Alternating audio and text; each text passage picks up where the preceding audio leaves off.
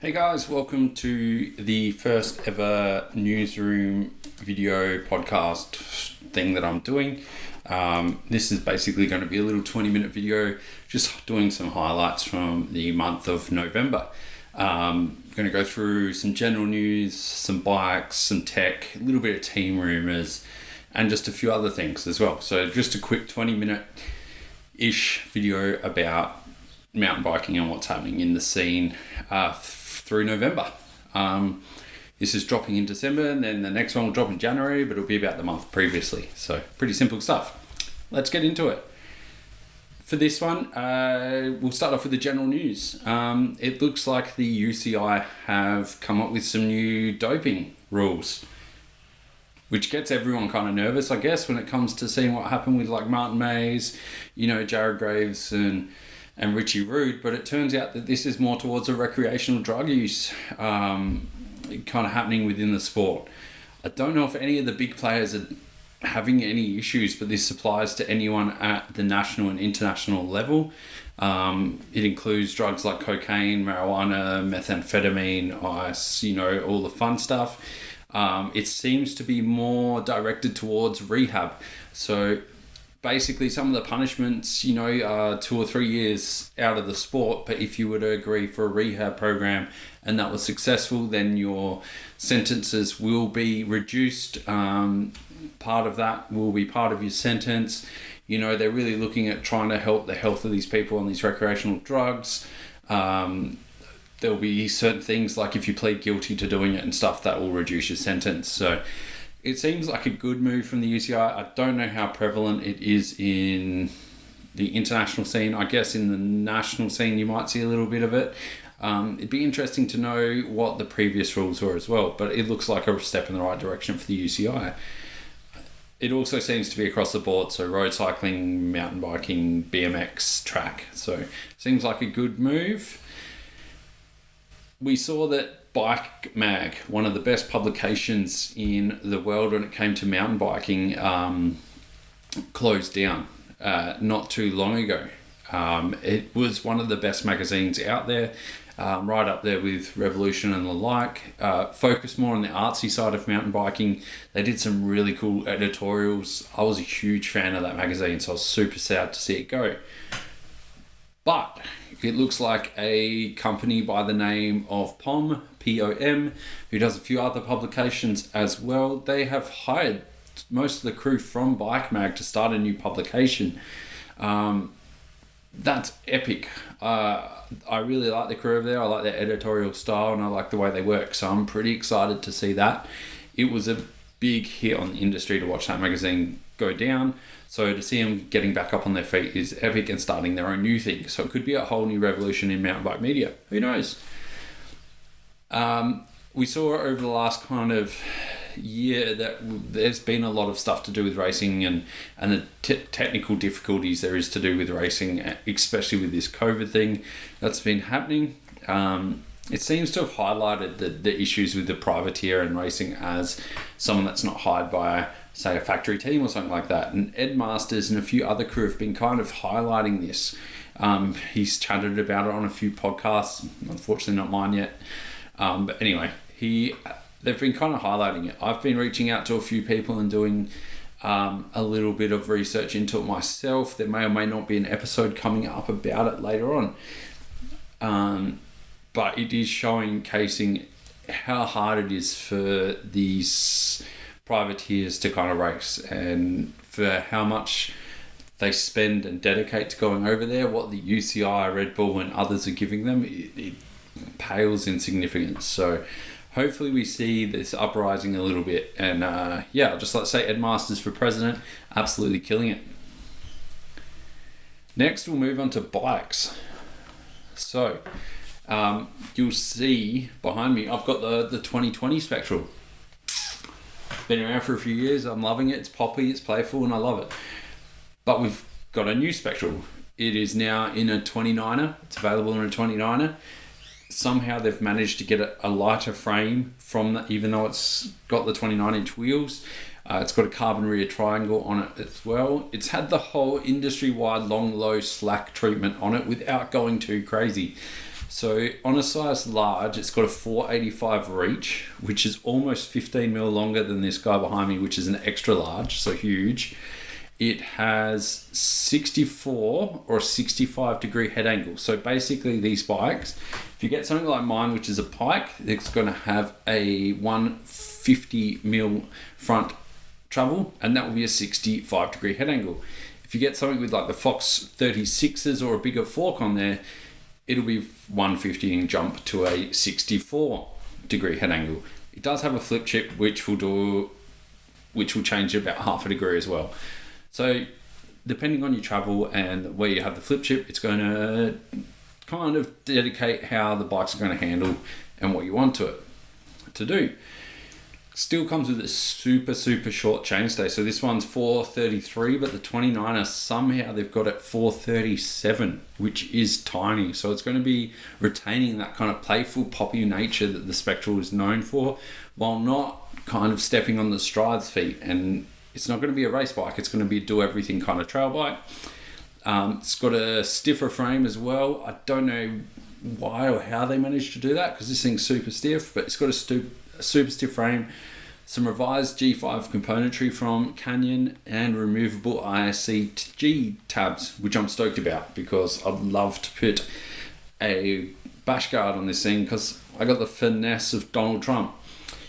Anyway, it's going to retail around the kind of same pricing, plus or minus $300 to $500 on current Spectral pricing.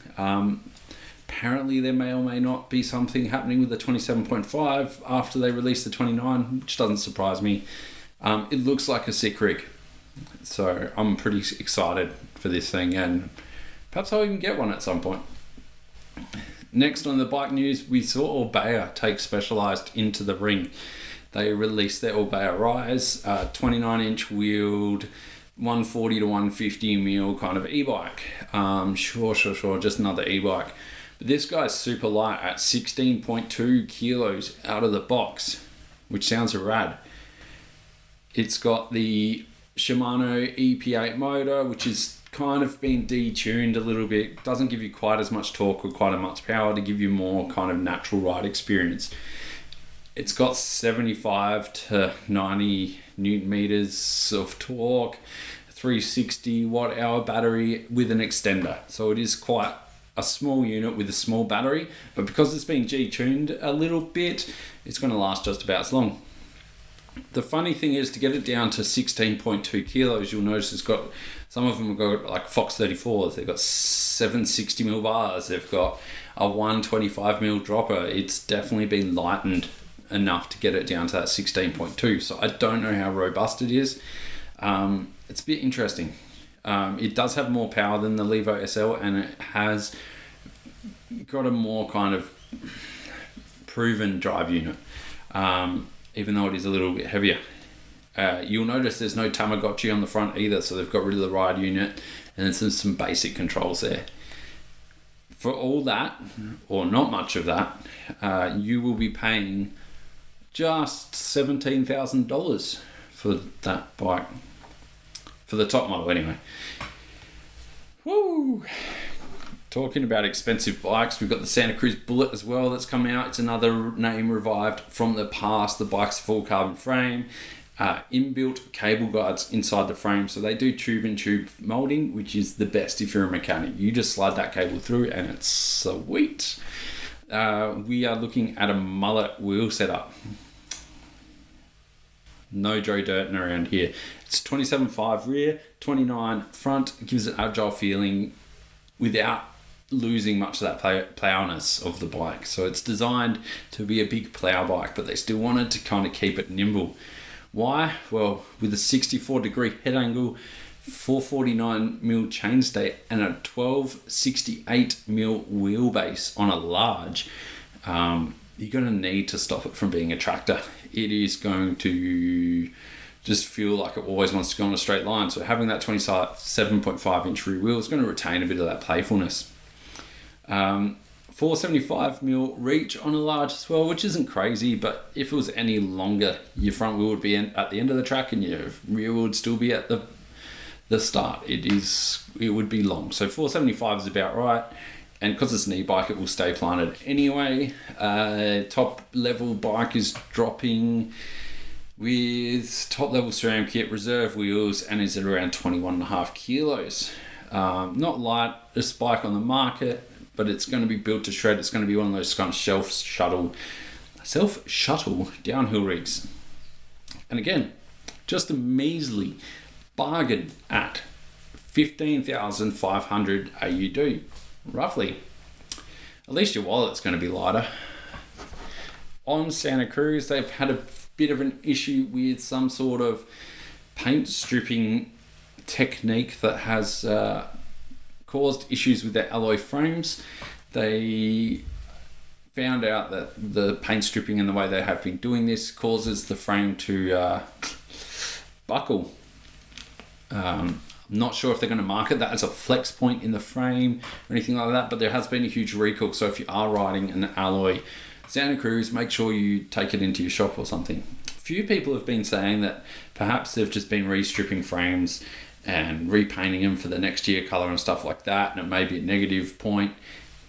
But honestly, if it's helping the environment a little bit without them bunching hundreds of frames and chucking them in the bin, then who really cares? On to the tech part of this kind of news. We have seen on bicyclingretailer.com, they've been searching through the patents again with a bit of e-bike stuff. AXS, e-bike AXS. Seems like SRAM have got some sort of electronic patent for shifting from using the e-bike battery and motor to power it. Why is this a big deal? Well, think about it. If you've got your bike being your rear derailleur being powered by your motor or your battery, they're going to be able to communicate with each other. So it could mean that later on down the track, they could have some sort of automatic shifting to keep you within maximum efficiency for the motor cadence. Power is just going to link all together. It wouldn't surprise me if this happens at all, because AXS Web and all the AXS kind of ecosystem has been designed to give you as much information and be as efficient as possible. So to see this come across, it's not any surprise at all. I mean, Shimano already does it with their DR2. You can get automatic shifting with some of their internal hubs. So I'm not surprised at all. And something a little bit different, we're looking at Danger Home. So Danger Home has built another stupid bike. It is insane. It's an 8 kilo Scott Spark. We're looking at an 8 kilo bike that's been painted and is actually rideable. It's insane. It's got a whole bunch of Schmolke and TVL clavicular parts on there. You know, it's got spokes that are made out of some sort of Kevlar weave. You know, they've got a full carbon seat on that thing. I'll chuck the link up to it in the description below because it is epic and you have to see this thing. I can't believe how light he has made this thing. It's not his first light bite, so if you haven't heard of Danger Home before, I definitely recommend going through his back catalogue as well. 2FO shoes from Specialized have come out. They're supposed to be grippier than 510s. Okay, they at least look good. They don't look like you're walking around in hiking shoes anymore. A little bit more of that skate style. Hoping to get a set at some point to test.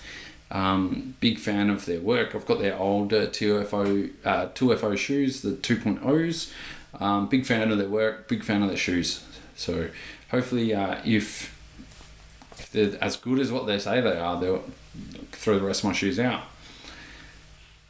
If any of you guys have ever worked in a bike shop, you would know how much rubbish comes out of those boxes. For every 3 to 4 bikes you build, you fill up one bike box full of rubbish, including cardboard, packaging, plastic bags that go around nothing and do nothing. You got zip ties everywhere. It is insane. The amount of rubbish that bike shops throw out is phenomenal. Thankfully, Cannondale Trek have been speaking with the boxing company. They've been working out ways to kind of reduce the carbon emissions, their kind of effect on the earth and everything else that's happening. So they've got these new boxes out. They've got a new boxing technique. So hopefully they're just going to be using cardboard, which would be recyclable. less rubbish, less effect on the earth that we ride on. Pretty simple, really. I don't know why we'd still, EDC tool. So One-Up Components came onto the scene a few years ago. They brought out that magic little tool that just pops out from your head tube, your steer tube. Everyone thought it was amazing. Cannondale have been doing it for donkey's years and people forgot about it. Other companies have given it a go, but it was never quite as efficient as what One-Up have done. They have just released their EDC Lite tool, which is a simple kind of plug that you just so you hammer down your star nut, put the plug in there, redo up your star nut, keeps all the tension on your forks. You just slide your tool in and out. Super simple. I don't know how people haven't thought of the Cannondale thought. Anyway, it is super rad. It uses the same tool as what's in your current EDC. So if you have two bikes, you can flip them around. But this one is literally only the tool. It's a lighter weight. If you're not carrying that CO2 and everything else in there, it's pretty rad. A company has released a $220 wheel alignment tool.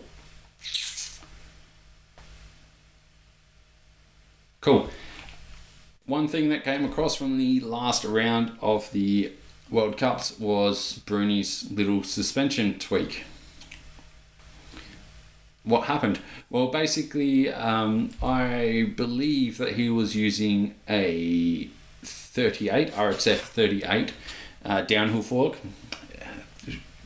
Öhlins also do an RXF 38 single crown. I'm guessing those dampers fit in each other, if not just the lockout function, which is that uses high speed to lock out the pedal platform and keeps all your low speed compression in the air and everything else moving perfectly. So I can't see why they didn't just plug in that. The other bit of suspension he might have been using is that little electric wire that goes down to the rear. If any of you guys know, Öhlins do a bunch of moto suspension. A bunch of stuff that uses electronics to activate and change that suspension system on their motos. So it really wouldn't be that hard for them to implement that on a bicycle. And I wouldn't be surprised. I did reach out to Öhlins and ask them, and here's what they said. Anyway, let's move on to team rumours. Reece Wilson, not Wallace, Reece Wilson has re-signed to Trek after his big win at World Champs. Super good to see. He has been around for not that long. You would be surprised how short he's been in the scene. Had a few injuries and it was great to see him finally live up to his hype. So congratulations to Reece Wilson for signing with Trek. Camille Blanche, again, world champion last year, has re-signed with Dorval for 2 years, which is rad. Anyway, who cares about people re-signing? We've had a bit of a branch thrown into the wheel this year with Hart announcing, well, did Saracen announce it or did Hart announce it? Saracen announced it, which is super weird. Saracen announced that Hart is leaving the team. There was a bunch of comments and a bunch of stuff about perhaps some blow-ups on the team, and anyway, it was all hearsay. Apparently he's leaving, not on great terms though, but he did say the future is bright, and someone mentioned that he might be going to a very square team, so it looks like he might be heading to Cube. I don't know where else. Maybe Sun are coming back into the sport. Who knows? It'd be cool to see. Valley Hole, who's one of the most promising riders of recent times, is looking to be out of contract with YT this year. Who knows where she's going? There's been talk around everywhere that she'll be leaving for a different team. The fact is she actually isn't on YT's team. She's part of the SRAM unit, which she just happens to be riding a YT. So if anything is to go by there, perhaps she'll follow in the footsteps of Luca Shaw and head off to the Syndicate. But they're full, right? Well, apparently Loris is off of the Syndicate. He's had enough. Perhaps he's sick of playing second fiddle to someone. Perhaps he's just not gelling with it quite as well as they thought. But it appears that he might be leaving. Rumour has it that he'll be joining Reece Wilson on Trek. That would be kind of rad. I'd like to see him on a more relaxed team. I think he'd kill it. If anything, if he went to Specialized and rode with Bruni again, man, 2021 would be off to a great start already. Of course, Jack Moyer's racing for Canyon still. He would seem to have come out of 2019 all in frazzles, but somehow he managed to wrangle this Canyon thing up, and it seems like he will be racing everything for them next year, which is excellent to hear. I love seeing his long legs ride those canyons and him just do silly stuff. Fact for you is he is 6'2", 6'3", similar to height to me, has T-Rex arms and is huge and still rides a large strive. So that is proof that you don't need to always go long, low and slack to be fast. Now the last rumour is you might have seen Atwill at the last round of the World Cup, but Cube was nowhere to be seen. He was pitting with that guy by the name of Ben Cathro from Cathro Visions. Cathro was also helping out Edmondson and a few other crew as well. So there are rumours around the pits that maybe Cathro should start his own team. I doubt that's going to happen because he's got a 2-year contract doing his pink bike thing, and that carries him through to 2022. So if he does that, that'd be very surprising. But there is still a rumour that Atwill is going to create his own team, which would be sick. If not, if he could go to Trek and ride with that crew, man, a Cade Edwards and Atwill kind of collab video, holy shit, that would be epic. But who knows?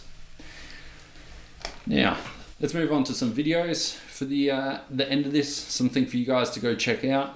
Speaking of Cade Edwards, go watch his Slash outtakes. He absolutely shreds in that video. Another one to watch is Trummer. David Trummer, his new video, Never Give Up, is epic. He talks about how he kind of nearly gave up racing. He kind of took it up late and he had all these things kind of going against him. So to watch him come out and have those massive results was epic. So he talks about that. It's a really good watch. Also goes into a bit of how he trains and etc. And Chris Ackred is back again with full E-Force. So watching that guy ride a naturally aspirated bike is nuts. Wait until you see him ride this e-bike. It is next level on that GT. Anyway, that pretty much brings me to the end of the little news wrap up for November. It was a pretty quiet month, not much happening. If you go into any bike shop at the moment, please be patient with them. Again, they are out of bikes. There are no bikes anywhere. So they're selling like hotcakes. Rumor has it that some manufacturers have a 304-ish day backlog of product. So they are behind 304 days. So that leaves it a year. So 2021 bikes are coming out and they're sick, but whether they're going to have parts for them is a whole other reason. 2022 is going to be a make or break for the industry. We'll see what kind of happens. But if you are trying to buy parts, 26-inch tubes don't exist. Chains don't exist. Chain rings don't exist. And bikes barely exist. Anyway, Canyon's got a few. So jump over to canyon.com. Get some sweet bikes. Anyway, thanks for watching. Hopefully this wasn't too long. Comment, like, subscribe, do all that stuff. And yeah, let me know what you think.